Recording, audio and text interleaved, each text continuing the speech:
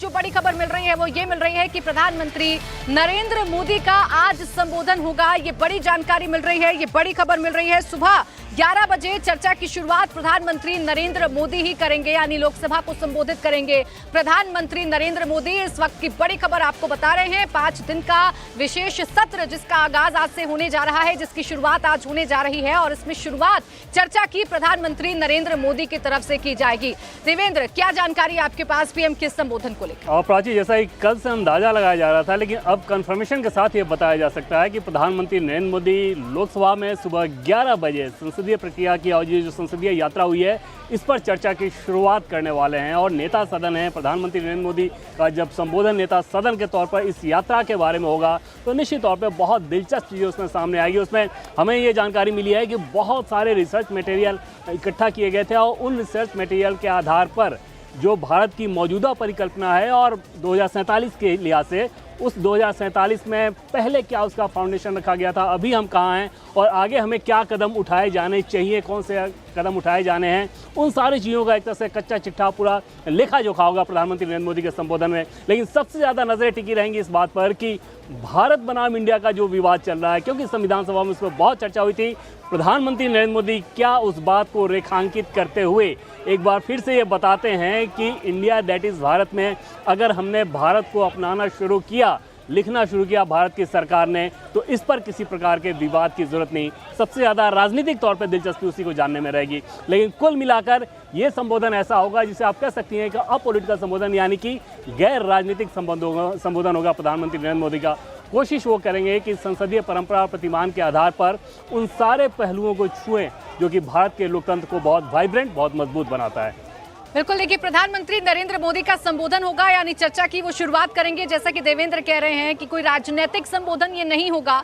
हालांकि भारत बनाम इंडिया गठबंधन को लेकर क्या कोई बात कहते हैं या नहीं कहते हैं प्रधानमंत्री, इस पर सभी की निगाहें रहेंगी। लेकिन आज वो ना सिर्फ अपने अनुभवों को साझा करेंगे बल्कि संविधान सभा को लेकर जितना भी रिसर्च किया गया है, जितने भी रिसर्च पेपर निकाले गए हैं, उसका भी जिक्र प्रधानमंत्री नरेंद्र मोदी के संबोधन में होगा। चारू प्रज्ञा जी, पीएम आज जब बोलेंगे, हालांकि देखिए विपक्ष पीएम बोले इस बात की पैरवी लगातार करता है। आज शुरुआत होगी विशेष सत्र की, पीएम इसकी शुरुआत करने जा रहे हैं, खुद चर्चा की वो शुरुआत करेंगे। आप किन बातों पर नजर टिकाए रहेंगी कि प्रधानमंत्री ऐसा क्या बोलें जो आपको लगेगा कि बहुत महत्वपूर्ण है? कि मोदी जी जब भी बोलते हैं मुझे लगता है कि उसमें से बहुत सारी चीज़ें हमें ऐसी मिलती हैं जिससे देश की स्थिति, विदेश की स्थिति, हमें सब कुछ बहुत अच्छी तरीके से समझ में आती है।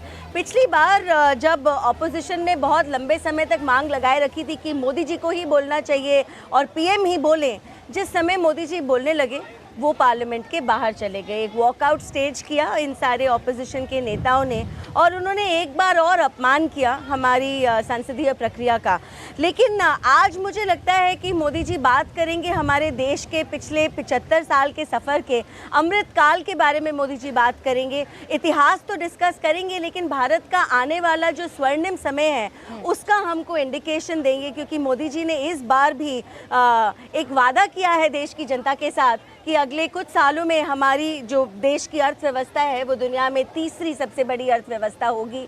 मोदी जी ने कल ही अपने जन्मदिन पर बहुत सारी डिटेल्स दी हैं हमें विश्वकर्मा योजना के बारे में। तो एक और बहुत अच्छी योजना मोदी सरकार के द्वारा लागू की गई है जिससे ज़मीन पे रहने वाले हर उस इंसान की मदद होगी जो अपने हाथों से काम करता है। वो लोग जिनको इतने सालों से शायद सब लोग भूलते ही चले आ रहे थे, पिछली सब सरकारें भूलती चली आ रही थी। आज मुझे ये भी लगता है कि मोदी जी एक ट्रांजिशन की बात करेंगे, पुराने से नए की बात करेंगे और मैं इंतजार कर रही हूँ 11 बजे का और उनके भाषण को सुनने का। बिल्कुल, देखिए प्रधानमंत्री नरेंद्र मोदी सुबह 11 बजे बोलेंगे। समीर जी, जैसा अभी चारू जी कह रही थी, प्रधानमंत्री जब बोलते हैं तो ना सिर्फ वो इतिहास की बात करते हैं बल्कि इतिहास से आगे बढ़कर भविष्य भारत का कैसा रहेगा, नए भारत की तस्वीर कैसी रहेगी, कैसे भारत की कल्पना प्रधानमंत्री नरेंद्र मोदी कर रहे हैं, इसकी झलक उनके हर एक संबोधन में नजर आती है। तो क्या आज वो भी नजर आएगा हमें पीएम के संबोधन में? बिल्कुल, प्रधानमंत्री नरेंद्र मोदी का भाषण बहुत अद्भुत होता है और बहुत उसके पीछे रिसर्च होता है और वो सभी आयामों को अपने भाषण के अंदर समेट लेते हैं। मुझे ऐसा लग रहा है कि आज प्रधानमंत्री का जो भाषण होने जाने वाला है, 11 बजे भाषण होगा, उसमें वह राजनीतिक किसी भी बात पे बात नहीं करेंगे। आज वह साझा संस्कृति की बात करेंगे, मदर ऑफ डेमोक्रेसी की बात करेंगे, 75 साल के संसदीय इतिहास की बात करेंगे और बताएंगे कि कैसे भारत की डेमोक्रेसी मजबूत होती चली गई है और क्यों इसे मदर ऑफ डेमोक्रेसी कहा जाता है। मुझे ऐसा लग रहा है कि प्रधानमंत्री मोदी 75 साल की जो संसदीय यात्रा रही है भारतीय संविधान की और लोक संसद की, उसका पूरा जिक्र करेंगे, सभी चीज़ों को अपने भाषण में समेटेंगे। मुझे लग रहा है कि इस भाषण के बाद 75 साल का जो भारत का संसदीय इतिहास रहा है उसको बहुत अच्छे तरह से प्रधानमंत्री बताएंगे और आने वाले समय में नई संसद में वो क्या करने जा रहे हैं और आने वाले साल भारतीय राजनीति के कैसे रहेंगे इस पर भी प्रकाश डालेंगे। मुझे लग रहा है वो हमेशा कहते हैं कि वो 2047 तक वो कैसे भारत को विकसित देखना चाहते हैं, उसका भी जिक्र वो अपने आज के इस भाषण में करने वाले हैं। मुझे ऐसा लग रहा है प्रधानमंत्री का यह भाषण ऐतिहासिक होने वाला है और युगों तक प्रधानमंत्री मोदी का आज का भाषण याद रखा जाएगा। देवेंद्र, ऐसा तो नहीं है कि विपक्ष की नज़र प्रधानमंत्री नरेंद्र मोदी के संबोधन पर नहीं होगी, क्योंकि पीएम कुछ भी करें, पीएम बोलें, पीएम कहीं पर जाएं, पूरे विपक्ष की नज़र पीएम पर रहती है।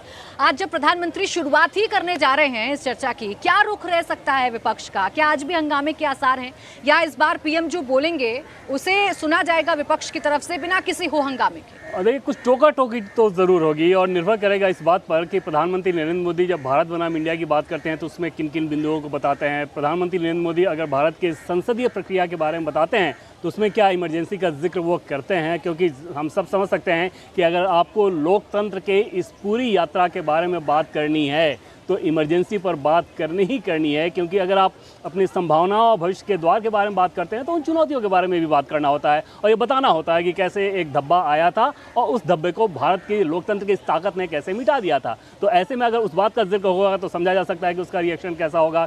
इसके अलावा जब भविष्य के भारत के बारे में वो बताएंगे तो निश्चित तौर पर वहाँ पर भी कुछ टोका टोकी करने की कोशिश की जाएगी विपक्षी सांसदों द्वारा।